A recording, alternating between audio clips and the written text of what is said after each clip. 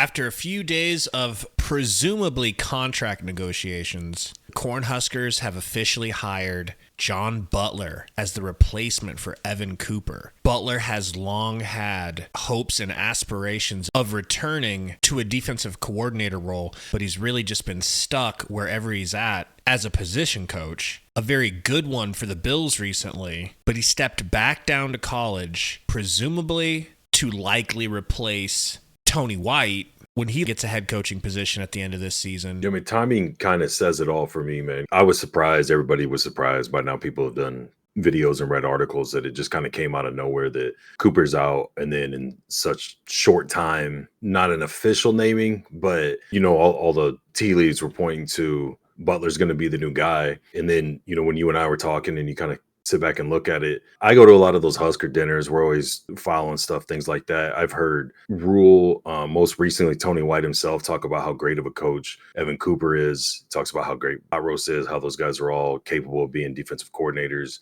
if and when he were to leave. Rule's talked about the same thing, how he likes to hire within. And that's why it's kind of surprising to me, because as long as Cooper's been with them, it's been 10 years, something like that, right about 10 years. I think this would have been going into year 11. For him to just up and leave, especially when I think everybody kind of looks at this year we're going into with Tony White as almost like a bonus year. I think most people expected him to leave. Obviously, he had a good amount of offers or, some jobs on the table. It's kind of a foregone conclusion he's going to go this year. And that emphasis is a little bit stronger to me with this move, because it seems like this is more of a bigger move than just a position change. Last year we had the incident with the tight end coach. They plugged the guy in real quick. It wasn't a huge deal. And this last offseason, you saw him move Satterfield over there and things like that. This hasn't been handled the same way. And I don't know, again, speculating is all we can really do until information comes out, which it most likely won't. We didn't get a ton with Omar Hales or anything else like that. So without a police record or something that exposes it,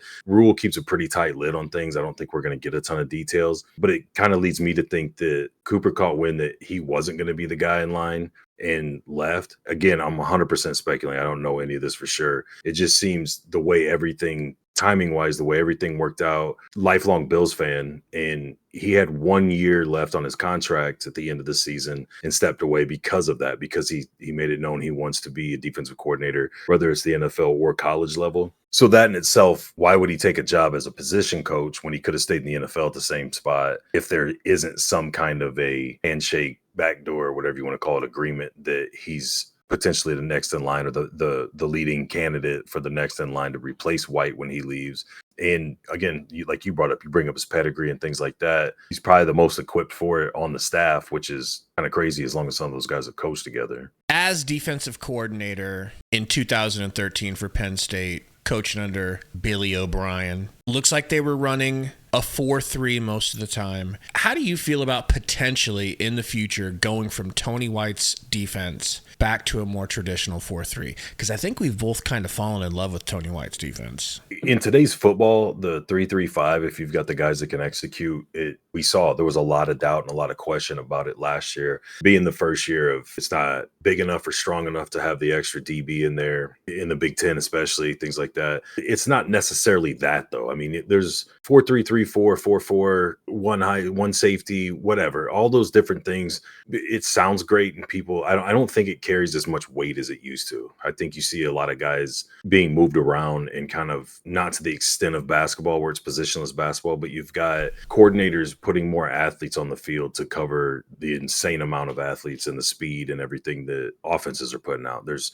back in the day, teams weren't going 4 and 5 wide regularly. And now that you get that as much as you do, unless you're going to sit and dime all day or something like that, it's a good defense if you have the personnel for it. And when Butler took over for Ted Roof at Penn State, he made it a point to not change the defense too much. He didn't want to change a lot of the verbiage. He didn't want to revamp the whole thing because people were familiar and comfortable with it personnel-wise. So I wouldn't be surprised if we see, it might not be a true 3-3-4, but something more along those lines where the personnel that's on the field, in packages, whether it's obvious passing situations, blitzing situations, run situations, things like that.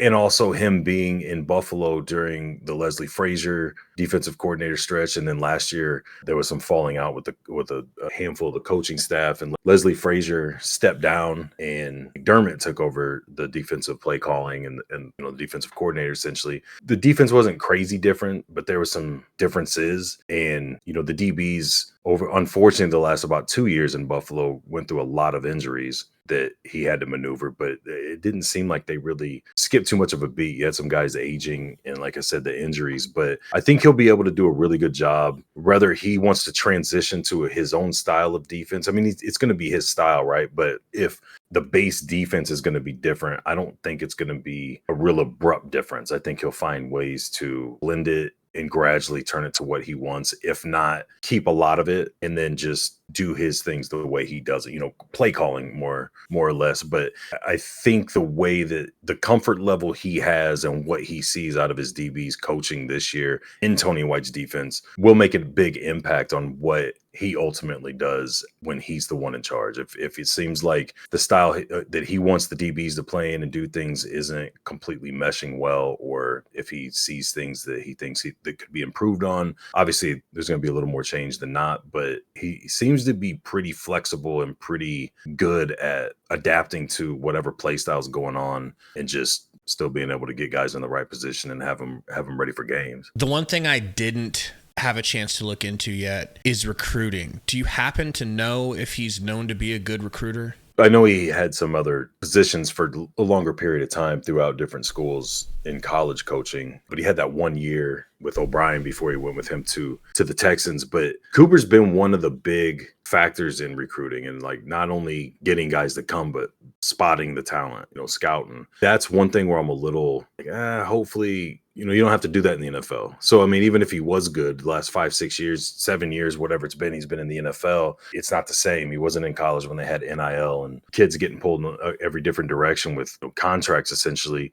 But to be fair, I kind of had the same concerns with Rule, and I look like a big dum-dum for that, like as well as he's done. So Rule puts a huge emphasis on a big selling point when they're recruiting the kids is getting them to the NFL and talking about how he has so many people on the staff that coach in the NFL. And this would be even bigger than some of the names he's been able to brag about, So I'm not too worried about it. I don't think, depending on where you stand with Rule, but I'm at the point where like I'm just trusting this dude until something goes haywire, because it's the questions and concerns I had kind of went out the window relatively fast. I feel like we're recruiting way better. Guys look better, more aggressive. So I don't think he's going to screw this up. I do think it's an upgrade at the position, which I thought would be very, very difficult to do. I'm not too worried about that. I think when you can sell kids that you have that many NFL experienced coaches on the team and your big focus is getting them to the next level, I think that's going to make up for, too much. It's just, again, the scouting aspect. If you've got a guy that's really good at finding guys that stands out above other people and all of a sudden he's gone, you might lose something there. But I think the way they've been recruiting since Rule and his staff has gotten here is they'll be fine. Tell us what you guys think in the comments. Do you think John Butler will be Tony White's successor for Nebraska's defense?